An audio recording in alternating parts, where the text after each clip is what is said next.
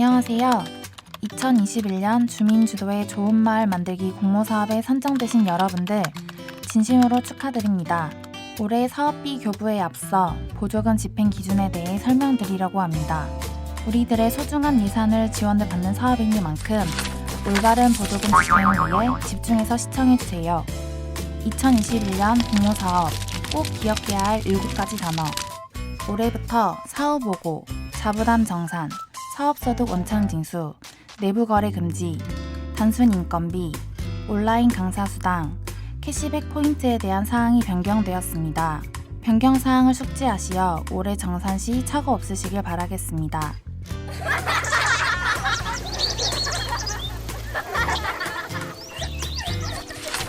공모사업 추진 첫 번째 절차는 교부 신청서 제출입니다. 올해 제출 기한은 4월 16일까지이고 서구마을센터로 제출해 주시면 되며 제출 서류는 아래와 같습니다. 다만 당초에 제출하신 사업계획서가 위원회의 심의 과정에서 보완을 요구한 경우와 신청한 보조금이 확정된 보조금과 다른 경우에는 사업계획서의 변경이 필요합니다. 변경된 사업비 안에서 검토 의견서의 컨설팅 내용을 반영하여 실행계획서를 제출해 주시면 됩니다. 다음은 회계교육입니다. 당해 보조금 집행 실무자와 대표자를 대상으로 보조금 집행 방법과 유의사항 등 공모 분야별 교육을 실시합니다. 교육 이후 제출해 주신 교부 신청서에 대한 보조금 교부 통지를 받으시고 사업계획서에 따라 올해 사업을 진행해 주시면 됩니다. 사업을 추진하시는 동안에도 저희 서구청에서는 마을 활동가 여러분께서 원활한 활동을 하실 수 있도록 다양한 교육 기회를 제공할 계획이니 서구마을센터 블로그와 밴드에 게재되는 교육 일정을 유심히 살피시어 적극적인 참여를 부탁드립니다. 사업이 종료되시면 10일 이내 정산 결과 보고를 제출해 주셔야 합니다. 하반기에는 저희 서구에서 활동가 여러분들의 정산 편의를 위해 만든 정산 엑셀 시트 활용법을 교육할 예정이니 많은 관심과 참여를 부탁드립니다. 그 외에 마을 공동체 사업비 집행과 정산에 대해 궁금하신 사항은 언제든 문의하여 주세요. 이제 올해의 예산 편성 집행 기준 원칙에 대해 살펴보겠습니다. 먼저 2021년 주요 변경 내용입니다. 첫 번째, 예산의 20% 미만 사업 변경 관련입니다. 과거 사후보고 횟수와 기한이 명시되어 있지 않았던 데 비해 올해부터는 단체의 내부 결제를 득하면 가능한 예산 20% 미만 사업 변경 횟수가 1회로 제한되고 집행 후 30일 이내 반드시 사후 보고를 하는 절차가 명기되었습니다. 두 번째, 자부담 정산입니다. 작년까지 자부담 정산 관련 준수 사항이 명시되어 있지 않았으나 자부담 집행 비율 관련 규정이 신설되었습니다. 세 번째, 인건비 원천징수 관련입니다. 작년까지 기타 소득에 대한 원천징수 의무에 대해서만 규정하였으나 올해부터는 사업소득에 대한 원천징수 의무가 추가적으로 규정되었습니다. 일시적이며 불규칙한 소득에 대해서는 기타 소득, 계속적 반복적 소득에 대해서는 사업소득의 세율을 적용하여 원천징수 후 수당을 지급하여 주세요. 네 번째, 내부거래 금지입니다. 보조사업자는 회원 및 관계자 등이 운영하는 업체 혹은 단체와 계약할 수 없으며 위반 시 부당 집행으로서 환수 대상이 됩니다. 다섯 번째, 단순 인건비입니다. 인건비 수당은 2021년 서구 생활임금 기준 시간당 1,520원으로 작년 대비 167원 상승되었습니다. 여섯 번째, 온라인 강사 수당 지급 관련입니다. 온라인 강사 수당 지급 기준 제정 시까지 비대면 강의 역시 일반 강의 강사 수당에 준하여 지급 가능합니다. 마지막으로 캐시백 포인트 반납입니다. 이자와 마찬가지로 캐시백 포인트 역시 보조금에 따른 적립액이므로 사업 종료 이후 이자와 함께 반납해 주시면 됩니다. 다음은 예산 편성 원칙입니다. 예산 편성은 실행 가능한 적정 예산으로 편성되어야 하며 명확한 산출 근거에 따른 정확한 편성과 집행이 필수입니다. 예산 편성 시 편성 가능 비목에 맞춰 구체적인 비목과 산출 내역을 제시하여야 합니다. 동일한 내용으로 소요되는 경비는 보조금과 자부담으로 비율을 나누어 편성하거나 집행할 수 없으며 보조금 교부 결정 이전에 집행된 사업비는 예산 편성이 불가합니다. 또한 보조사업과 직접 관련 없는 경비 역시 보조금 편성이 불가합니다. 올해 공모사업 분야 중 마을 공동체 활성화 분야, 아파트 공동체 활성화 분야의 경우에는 보조금 10% 이상 자부담을 의무 편성하여야 하니 사업비 편성에 참고하시기 바랍니다. 다음은 보조금 편성 불가 경비입니다. 자본적 경비, 시혜성 경비, 단체 운영을 위한 경비, 다과 및 식비 등 소모성 경비는 보조금 편성이 불가합니다. 예산 편성 가능 비목으로는 인건비, 사업진행비, 외부활동비, 일반 운영비로 나누어집니다. 균형 있는 마을 사업 추진을 위하여 인건비 30%, 사업진행비 및 외부활동비 50%, 일반 운영비 20%로 비목별 예산 편성 비율 기준을 마련하였으니 예산 편성 시 3, 5, 2를 떠올려 주세요. 세부 비목별 안내입니다. 인건비 중 첫 번째, 강사비입니다. 강사비는 사업 추진에 필요한 교육을 위해 외부 강사를 초빙하여 그에 따른 인건비를 지급할 수 있습니다. 특히 올해 신설된 비대면 강의에 따른 강사비 지급에 유의하여 주시기 바랍니다.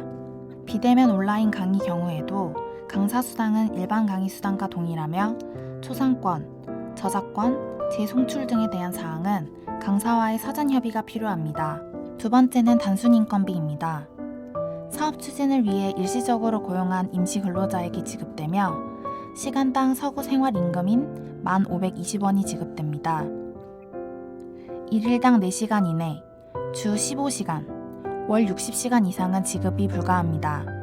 단순 인건비 지급을 위해서는 구체적인 과업 내용과 사진 첨부 등 증빙이 필요하며 별도의 교통비와 급식비는 편성이 불가합니다. 세 번째, 행사 출연비입니다. 외부 문화 공연 출연자와 사회자 등에 대한 사례비 지급이 가능합니다. 단순 출연자, 직원에 대한 사례비 지급은 불가합니다. 앞서 말씀드린 강사비, 단순 인건비, 행사 출연비의 인건비는 단체 내부 회원에게는 지급이 불가함을 알려드립니다. 다음은 사업 진행비로 편성 가능한 첫 번째 비목, 홍보비입니다. 사업을 위한 홍보물이나 성과 결과물 제작을 위해 집행 가능합니다. 두 번째, 물품 구입비 및 사무관리비입니다. 사업과 관련 있는 소모성 물품 구입 비용으로 사용 가능하나 사업과 직접 관련 없는 시혜성 경비, 자산 취득성 물품은 편성과 집행이 불가합니다. 다음은 외부활동비로 편성 가능한 임차비에 대한 설명입니다. 행사, 선진지 견학, 벤치마킹 운영에 필요한 임차 비용에 대한 비목입니다. 차량별 최대의 집행 가능액을 확인하여 주시고 임차비 역시 내부 회원 소유의 차량과 장비는 임차가 불가하다는 것 잊지 마세요.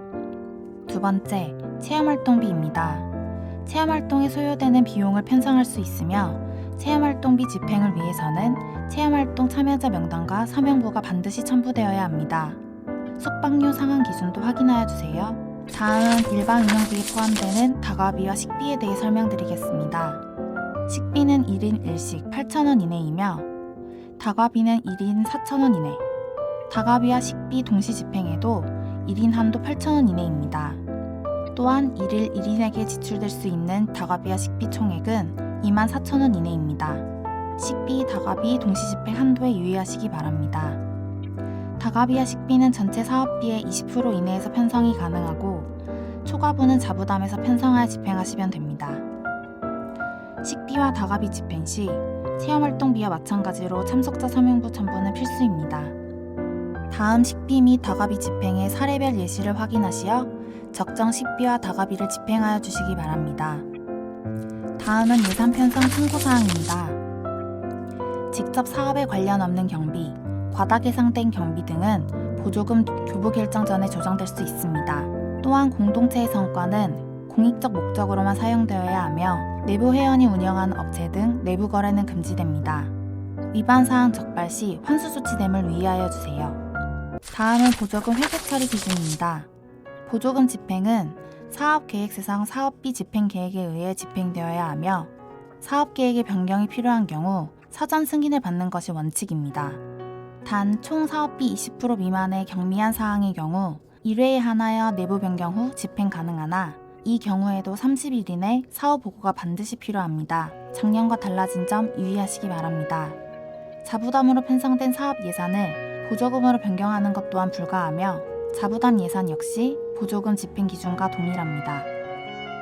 사업비 집행 시에는 보조금 결제 전용 체크카드를 사용하셔야 하며 사업비 집행은 결제 전용 카드 사용, 계좌 이체, 전자세금 계산서 등 법적 증빙 영수증에 의한 집행이 원칙입니다. 단 면세 사업자의 경우에는 예외적으로 수기세금 계산서 집행이 가능합니다. 그리고 주의하실 점은 보조금 및 자부담은 현금 인출이 불가하다는 점입니다. 보조금 통장 입출금 내역과 지출 결의서, 카드 영수증 일자와 금액은 반드시 일치하여야 하며 일치하지 않는 경우 부당 집행으로 환수 대상이 됩니다. 또 인건비성 지출의 경우 관련 세법에 따라 원천 징수 후 수당이 지급되어야 합니다. 유의하여 주세요. 올해 사업 추진 완료일은 12월 10일까지입니다. 그 안에 모든 사업비 집행은 완료되어야 하며 사업 완료일까지 집행되지 못한 사업비는 집행 잔액으로서 이자와 함께 반납하셔야 합니다. 즉 12월 11일부터는 사업비를 지출하실 수가 없습니다. 그리고 선정된 단체가 단체 사정 등으로 더 이상 사업을 추진하실 수 없을 경우에는 즉시 서구청 주민자치과에 통보하여 주시고 보조금 잔액과 이자는 정산 반환하셔야 합니다. 마지막으로 개인과 단체의 재산 형성을 위한 사업비 사용, 정치, 종교, 유흥, 개인 취미활동 등을 위한 사업비 집행은 불가함을 안내해 드립니다. 여기까지 올해 주민주도의 좋은 마을 만들기 공모사업 보조금 편성 및 집행 기준에 대한 설명을 마치겠습니다. 많은 도움 되셨기를 바라며 기타 문의사항은 서구마을센터로 언제든 연락해주세요. 올해도 저희 서구에서는 마을 활동가 여러분들의 사업 지원에 최선의 노력을 다하겠습니다. 감사합니다.